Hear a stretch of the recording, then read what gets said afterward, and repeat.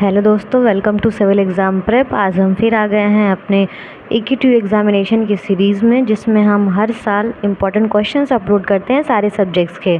तो इस वीडियो में हम एक नई सीरीज़ स्टार्ट कर रहे हैं जिसमें इंजीनियरिंग फिजिक्स के क्वेश्चंस हम अपलोड करेंगे, जो कि AQ2 का ही अपकमिंग एग्ज़ाम है जो इसी मार्च में होने वाला है। तो इस सीरीज़ में मैं फ़िज़िक्स के जो इंजीनियरिंग फ़िज़िक्स जो कि सेमेस्टर 1 में पढ़ाया जाता है, उसमें सारे यूनिट्स के जो सिर्फ मोस्ट इम्पॉर्टेंट क्वेश्चन होंगे एग्ज़ाम के लिए, सिर्फ मैं वही इम्पॉर्टेंट अपलोड करूँगी। जैसे यूनिट 1 में अगर 5 क्वेश्चन इंपॉर्टेंट मुझे लगते हैं तो वो 5 क्वेश्चन मैं अपलोड करूँगी, जो कि हर साल या तो एग्ज़ामिनेशन में पूछे गए होंगे या फिर बहुत ही ज़्यादा इंपॉर्टेंट होंगे, जिसकी चांसेस ज़्यादा होंगे एग्ज़ाम में आने के। तो इस सीरीज़ में हम यूनिट 1 का इंपॉर्टेंट क्वेश्चन स्टार्ट करने वाले हैं, जिसमें हम पढ़ेंगे कि टाइम डायलेशन क्या होता है, उसका कॉन्सेप्ट क्या होता है रिलेटिविटी में। ठीक है, so question is what is time dilation and concept of this theory of relativity. ठीक है, तो चलिए इसका आंसर देख लेते हैं कि क्या होगा। तो टाइम डायलेशन, तो इसका मतलब है कि the word dilation means to lengthen an interval of time consider to system. इसी कहने का मतलब होता है कि S और S डैश ये दो एक आपके जो हैं वो फ्रेम्स हैं, ठीक है, जिसमें हम एक टाइम इंटरवल कंसीडर करते हैं। उन्हीं दोनों के बीच का जो डिफरेंस होता है ना, जो लेंथ होता है, उसी को बोलते हैं टाइम डायलेशन। ठीक है, डायलेशन का मतलब ये हो गया कि किसी भी दो फ्रेम में, यानी कि एक S डैश, दोनों के बीच में जो टाइम का इंटरवल होगा, वो जो लेंथ होगा उसका, ठीक है, उसी को हम बोलेंगे डायलेशन। ठीक है, तो अब मान लीजिए सपोज कर लेते हैं कि S डैश एक कोई वेलोसिटी v के साथ मूविंग फ्रेम है, ठीक है, जो कि S के रिस्पेक्ट के साथ पॉजिटिव डायरेक्शन में x एक्सिस पे बना हुआ है। इसके कहने का मतलब है कि S डैश एक कोई हम मूविंग वेलोसिटी मान लेंगे, ठीक है, जो कि S के रिस्पेक्ट में x के पॉजिटिव डायरेक्शन में होगा। ठीक है, मतलब ये कि ये एक हमारा कोई एक्सिस है, ठीक है, ये x डायरेक्शन है हमारा, ये S है, फ्रेम ऑफ रेफरेंस ये S है, ठीक है, और ये जो है ये S डैश जो है वो मूविंग में है, ठीक है, ये कांस्टेंट हो गया। और ये हमारा जो है इसको हम मान लेंगे ये मूविंग है, ये S डैश है, ठीक है। तो ये क्या कह रहा है कि इन दोनों के बीच का जो टाइम इंटरवल होगा, ठीक है, जो टाइम इंटरवल होगा तो उसका जो लेंथ होगा L, वही हमारा टाइम डायलेशन में कंसीडर होगा। ठीक है, अब देखिए क्या कह रहा है, let a clock is situated in the system S। मान लेते हैं यहाँ कोई हमारा एक क्लॉक यानी कि कोई घड़ी जो है वो सिचुएट हुआ है S के पोजीशन पर, ठीक है, and give signals eight interval delta T, ठीक है, और जो है वो सिग्नल दे रहा है हर इंटरवल पे, ठीक है। तो जो दोनों का डिफरेंस होगा, यहाँ पे जब S में था तो T1 हुआ, सेकंड में जब दूसरे वाले फ्रेम में जाएगा तो T2 हुआ।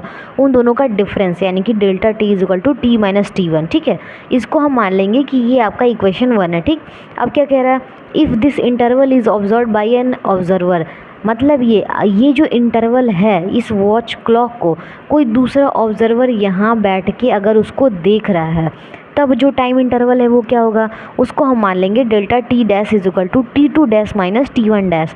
सेम ही चीज़ों को हम रखेंगे, बस इसमें हम डैश सपोज कर लेंगे, जिससे हम ये समझ सकें कि ये दूसरे फ्रेम की बात कही जा रही है। ठीक है, अब देखिए लॉरेंस ट्रांसफॉर्मेशन का इक्वेशन क्या होता है।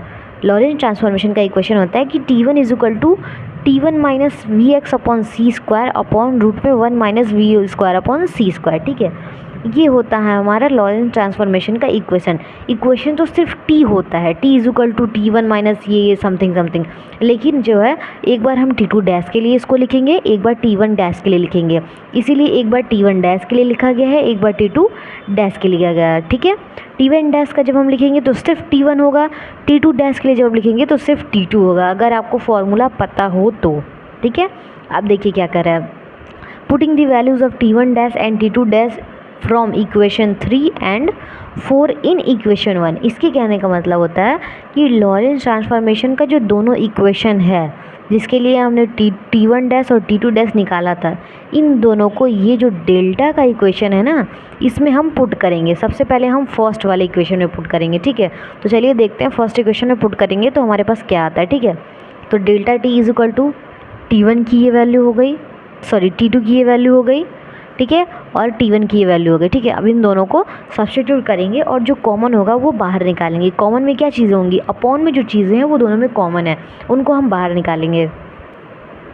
अपॉन वाली चीज़ों को हम बाहर निकालेंगे और ये हमारा जो माइनस है T2 minus VX upon c square, जब ये बाहर आएगा तो ये माइनस माइनस प्लस हो जाएगा। ठीक है, और ये माइनस माइनस प्लस हो जाएगा और ये नीचे वाली चीज़ों को हम कॉमन निकालेंगे। ठीक है, तो चलिए अब सॉल्व करते हैं। तो देखिए यहाँ पे डेल्टा टी डैश, ठीक है, T2 minus VX upon c square minus T1 plus VX upon c square. मैंने क्या कहा था, नीचे वाली चीज़ों को हम कॉमन कर लेंगे और ये प्लस हो जाएगा। अब ये VX अपॉन सी स्क्वायर एक माइनस है एक प्लस है, दोनों को हम कैंसिल आउट कर देंगे। अब हमारे पास क्या चीज़ बच जाएगा ऊपर, T2 माइनस T1। ठीक है, तो delta t dash is equal to T2 minus T1 upon जो ये नीचे की चीज़ें बची थी वो हमने नोट कर दिया। अब T2 माइनस T1 को अभी अभी हमने पढ़ा था कि ये डेल्टा टी है, यानी कि डेल्टा टी जो है हमारा वो दोनों ही टाइम इंटरवल का डिफरेंस है। तो इस टाइम इंटरवल की जगह पे हम डेल्टा टी लिख सकते हैं। ठीक है, तो delta t dash is equal to delta t upon root में 1 minus v square upon c square. यही हमारा टाइम डायलेशन का इक्वेशन है। अब देखिए इस इक्वेशन से हमें ये भी पता चल रहा है कि डेल्टा टी के अपॉन में अभी भी वैल्यूज़ हैं। वैल्यूज़ का मतलब समझ रहे हो, जब यहाँ पे आप v की वैल्यू c की वैल्यू जब यहाँ पे पुट करोगे ना और जब इसको डिवाइड करोगे तो डेल्टा t की वैल्यू डिक्रीज़ हो जाएगी। ठीक है, जैसे मान लीजिए अगर एक साइड 5 हो और एक साइड हमारे पास इक्वल टू में सेम वैल्यू अपॉन में 3 और लिख दी जाए तो दूसरी वाली वैल्यू राइट हैंड साइड वाली कम हो गई ना। तो इसके कहने का मतलब है कि ये इक्वेशन क्या शो कर रहा है कि जो डेल्टा टी डैश की वैल्यू है वो डेल्टा टी से अधिक है। So that is the time interval in system S dash is greater than the time interval in system S। इसके कहने का मतलब है जब भी हम दूसरे टाइम इंटरवल में जाएंगे तो उसमें उस समय जो हमारा लेंथ होगा वो पहले वाले टाइम इंटरवल से ज़्यादा होगा। समझ गए। एक सिंपल सा हम बात आपको समझाते हैं। एक कार है, ठीक है, मैं इसको तो मुझे ये स्टार्टिंग में समझाना चाहिए, कोई बात नहीं, मैं आपको एक बार लास्ट में समझा देती हूँ। अगर कोई मान लीजिए एक कार है, ठीक है, वो 40 की स्पीड से आपकी मूव कर रही है, उसका जो आपका टाइम है वो आपका 40 किलोमीटर पर आवर है। ठीक है, 40 किलोमीटर पर आवर की स्पीड से जब पास करेगी तो आप देखोगी वो आपको आपके सामने से गुजर रही है तो 2 सेकंड के लिए दिखाई दे रही है, या मान लीजिए 5 सेकंड के लिए आपको सामने से दिखी।